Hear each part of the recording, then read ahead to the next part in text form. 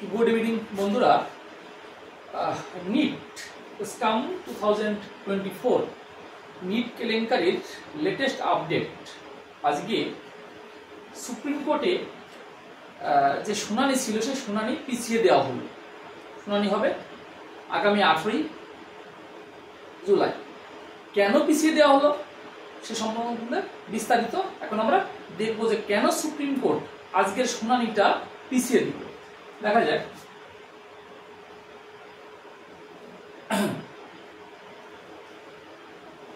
পিছিয়ে দেওয়ার কারণগুলো এখানে উল্লেখ করেছে, যে উল্লেখযোগ্য যে কারণগুলো সেগুলোর মধ্যে প্রধান ছিল যে আজকে বৃহস্পতিবার অর্থাৎ আজকে সুপ্রিম কোর্টের শুনানির দিন কিন্তু আগে থেকেই শিডিউল করা ধার্য ছিল।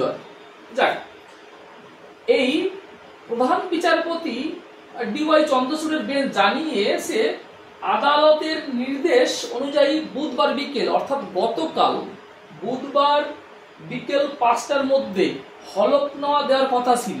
কে কে হলফনামা দেবে? কেন্দ্রীয় সরকার, ন্যাশনাল টেস্টিং এজেন্সি অর্থাৎ এনটিএ এবং সিবিআই। তার মানে গতকাল বুধবার বিকেল 5টার মধ্যে সেন্ট্রাল গভর্নমেন্ট তাদের হলফনামা, সিবিআই এর হলফনামা, তার সাথে এনটিএর হলফনামা, এই তিনটে হলফনামা কিন্তু জমা দেওয়ার কথা ছিল। যদিও এই মানে তিন পক্ষের হলফনামা কিন্তু অনেক পরে জমা পড়ে, যে জন্য এই কেসের যারা পার্টি ছিল তাদের কাছে কিন্তু এই হলফনামা কিন্তু সকলের কাছে পৌঁছায়নি। যদিও এ ব্যাপারে ওই তিন মানে অর্থাৎ সেন্ট্রাল গভর্নমেন্ট, সিবিআই এবং এনটিএ তারা কিন্তু ক্ষমা চেয়েছে। তারা কিন্তু ক্ষমা চাইলে কি হবে, যেহেতু তারা লেটে হলফনামা জমা দিয়েছে এবং এই সমস্ত পার্টি পক্ষ তারা কিন্তু এই হলফনামা কিন্তু পায়নি।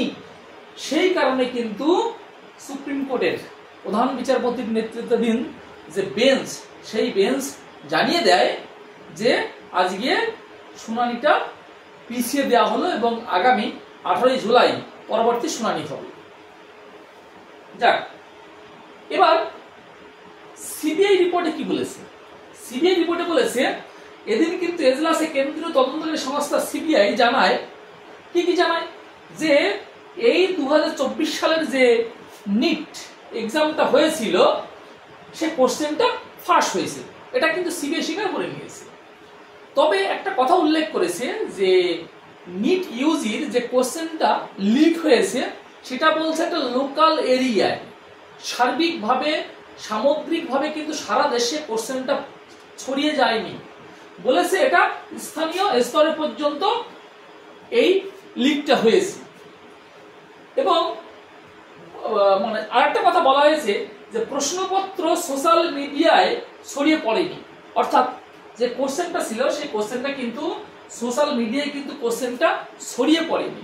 তার মানে সিবিআই যে তদন্ত করেছিল সেই তদন্ত রিপোর্টটা তারা হলফনামা আকারে সুপ্রিম কোর্টকে দিয়েছে। সেখানে উল্লেখ করেছে যে প্রথমত তারা স্বীকার করে নিয়েছে যে হ্যাঁ নিট ইউজির কোশ্চেন আউট হয়েছে। সেকেন্ড পয়েন্ট উল্লেখ করেছে যে এই নিট কোশ্চেনটা যে লিক হয়েছে এটা লোকাল লেভেলে, অর্থাৎ এটা কিন্তু সারা দেশ জুড়ে হয়নি, কিছু কিছু জায়গায় হয়েছে। থার্ড পয়েন্ট উল্লেখ করেছে যে নিটের কোশ্চেনটা বলছে সোশ্যাল মিডিয়ায় অর্থাৎ হোয়াটসঅ্যাপ হোক বা অন্য কোনো সোশ্যাল মিডিয়ার মাধ্যমে কিন্তু ছড়িয়ে পড়েনি। এই তিনটে পয়েন্ট সিবিআই উল্লেখ করেছে, কেননা এই নিট স্ক্যামের তদন্তভার কিন্তু সিবিআই নিয়েছিল।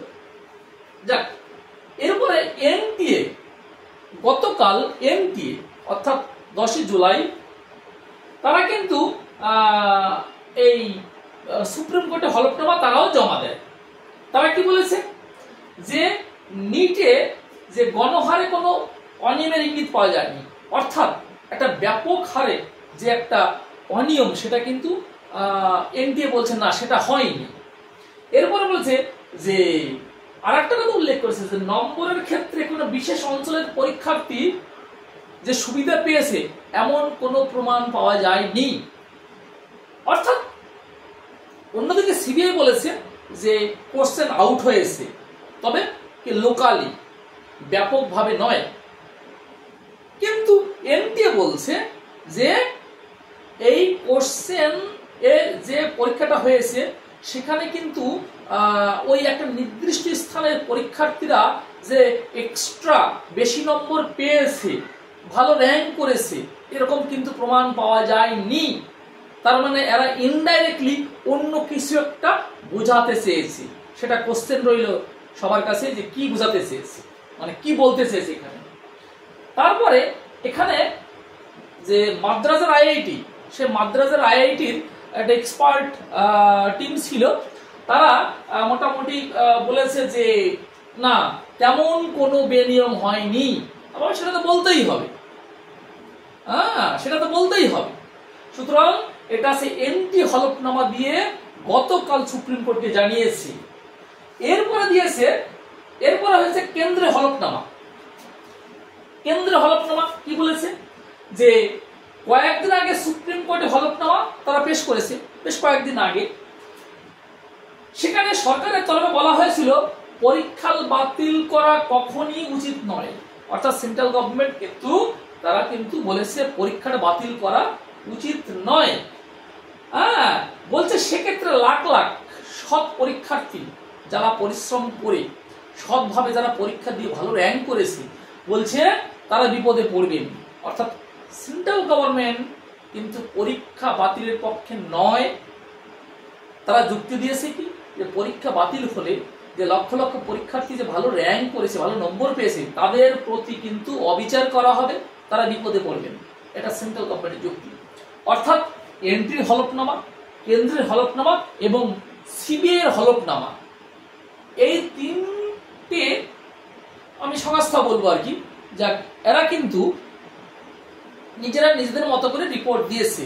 কিন্তু একটু ভালো করে খেয়াল করবে, প্রত্যেকেরই কিন্তু একটা হলফনামার সাথে একটা সময় একটা বিশাল রিলেশন রয়ে গেছে।